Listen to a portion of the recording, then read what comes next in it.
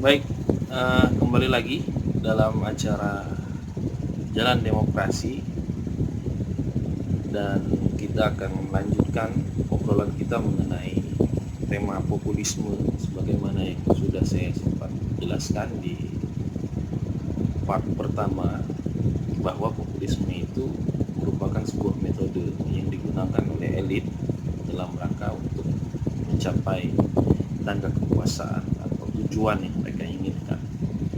Dan kenapa kemudian saya mendefinisikan populisme itu sebagai sebuah metode? Karena dengan menggunakan isu-isu yang sifatnya populis, ya, atau dengan menggunakan isu-isu yang sifatnya menjual tentang kerakyatan, isu-isu tentang kerakyatan, isu-isu tentang kehidupan yang lebih baik, isu-isu yang berkaitan dengan perbaikan ekonomi, maka sejatinya elit itu mencoba untuk menjadikan isu tersebut sebagai sebagai sarana agar mereka bisa menarik hati para pemilih, para voters, para konstituennya atau rakyat, dan kemudian mereka dengan menggunakan perolehan suara yang mayoritas, yang banyak tersebut, akhirnya mereka bisa duduk di tangga kekuasaan, dan dengan sendirinya kemudian kekuasaan itu digunakan untuk kepentingan kelompok mereka. Maka kemudian di akhir, ketika saya menjelaskan hal mengenai populisme itu, pada akhirnya saya merekomendasikan agar terjadinya proses dialektika dua arah antara rakyat dan juga elit. Jadi rakyat kemudian harus membangun basis bargaining position, daya tawar mereka di hadapan elit, sehingga rakyat tidak selalu dalam posisi hanya menerima dan terus-menerus dijadikan objek untuk kepentingan kekuasaan mereka, kepentingan politik mereka, tapi kemudian rakyat mampu mentransformasi paradigma berpikir dan gerakan mereka itu, sehingga rakyat itu ketika setiap momentum pemilu datang, rakyat mampu mendefinisikan kira-kira apa yang sesungguhnya mereka butuhkan dengan kehadiran berbagai macam kandidat pemimpin ini.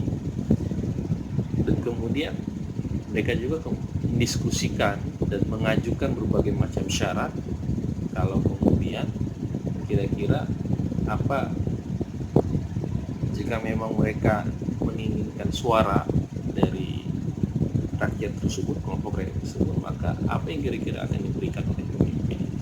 Pemimpin itu kira-kira akan memperjuangkan apa ketika rakyat tersebut menggunakan hak suara mereka untuk mendukung si elit tadi.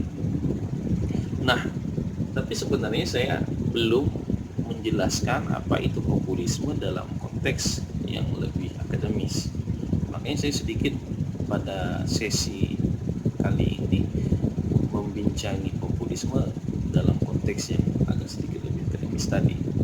Jadi sepanjang pembacaan saya mengenai populisme, jadi populisme itu banyak memiliki definisi, ada banyak maksud dan arti mengenai populisme, tergantung konteks, tergantung siapa yang kemudian mendefinisikannya, dan juga tergantung apa kepentingan dari pendefinisian tersebut. Karena keragaman definisi tadi, dan juga karena ada banyak pertentangan di kelompok intelektual mengenai apa sih sejatinya populisme itu, akhirnya London School Economics, suatu institusi pendidikan tinggi berbasis di Inggris, akhirnya mencoba untuk menginisiasi menyelenggarakan sebuah konferensi, kalau saya tidak salah di tahun 1960-an, dalam rangka untuk mendefinisikan what is populism exactly. Meskipun kemudian hasil konferensi itu menghasilkan sebuah keputusan secara tertulis, ya, mengenai konsep-konsep dasar tentang populisme dan juga berikut penjelasan kemudian pengertian populisme dari para ahli. Tapi kemudian output dari konvensi tersebut justru banyak memunculkan polemik baru mengenai kehadiran definisi-definisi yang coba untuk dibakukan oleh konvensi yang diinisiasi oleh London School of Economics tersebut. Nah, kalau kemudian kita berbasis pada pada runtutan ya, sejarah polemik mengenai populisme tersebut, kira-kira kemudian kita bisa mengklasifikasikan populisme itu setidaknya menjadi dua macam. Yang pertama itu bisa kita sebut sebagai populisme agraria, dan yang kedua itu adalah populisme politik.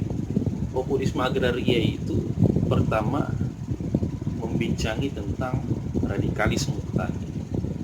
Misalnya kita sering sangat mengetahui bahwa petani itu merupakan bagian penting dalam suatu mazhab ideologi sosialisme demokrasi atau sosialisme pure begitu saja, karena petani itu merupakan tulang punggung atau ujung tombak yang pada akhirnya kemudian akan menjadi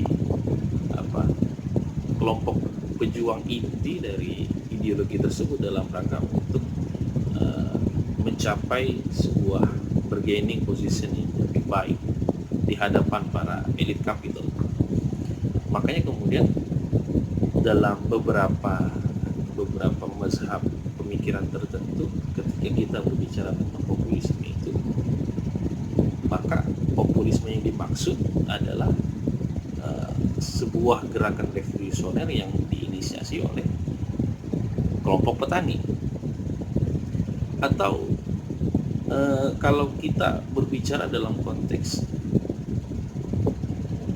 sosialisme agraria intelektual, nah jadi pada akhirnya kemudian kelompok-kelompok yang mencari hidup dengan menggunakan pendekatan agraris sebagai jalan hidupnya para petani ini, akhirnya kemudian mengorganisir dirinya untuk memiliki posisi tawar di hadapan elit kapital, di hadapan kelompok-kelompok elit yang selama ini senantiasa mengintervensi dan memberikan tekanan-tekanan kehidupan kepada mereka melalui berbagai macam aspek regulasi yang dibuat oleh elit tadi. Akhirnya kemudian mereka mengorganisir diri mereka sendiri, dan kemudian melalui pengorganisiran itu mereka mencoba untuk mendefinisikan kira-kira apa aspek yang diinginkan oleh gerakan kelompok petani tadi terhadap negara, terhadap rezim kekuasaan. Selain itu, bahkan lebih jauh, mereka juga menginginkan adanya partisipasi dari kelompok mereka, kelompok agraris ini, yang notabene menyumbangkan tidak sedikit ya, terhadap anggaran pendapatan belanja negara tersebut. Maka kemudian mereka menginginkan ada kehadiran mereka dalam berbagai macam proses pengambilan kebijakan sehari-hari dalam pemerintahan.